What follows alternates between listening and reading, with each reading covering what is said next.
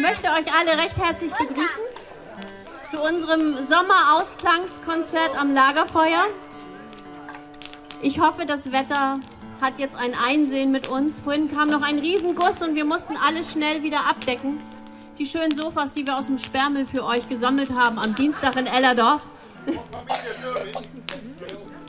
Ja.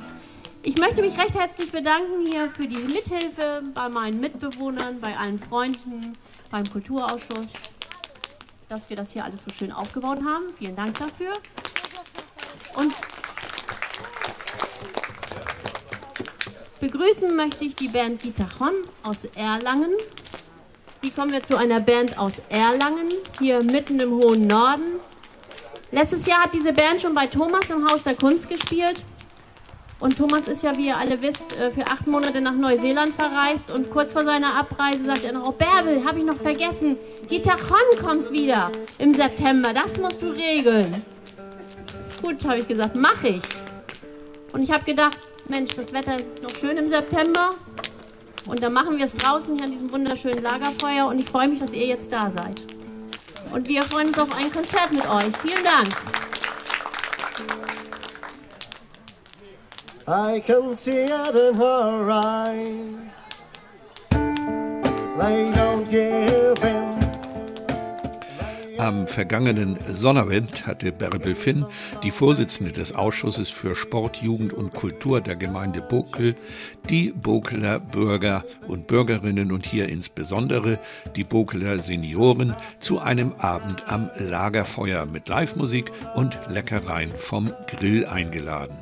Viele waren dieser Einladung gern gefolgt. Bei Temperaturen von 16 Grad und trockenem Wetter ließ es sich am Feuer wahrlich gut aushalten. Man hatte sich entsprechend gekleidet und konnte sowohl die leckere Bratwurst, das Glas Wein, den köstlichen Salat und die Musik der Gruppe Gitarron aus Erlangen, die gerade auf Deutschland-Tournee ist und gerne Station in Bokel machte, genießen.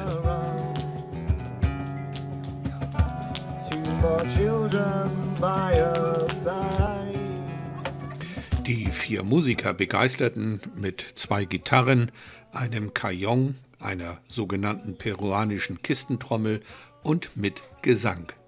Ja, so ließ es sich gut aushalten am romantischen Lagerfeuer in Bokel. Eine kleine Veranstaltung, die vielleicht im kommenden Jahr wiederholt werden könnte, sagte am Schluss Gemeindevertreterin Bärbel Finn.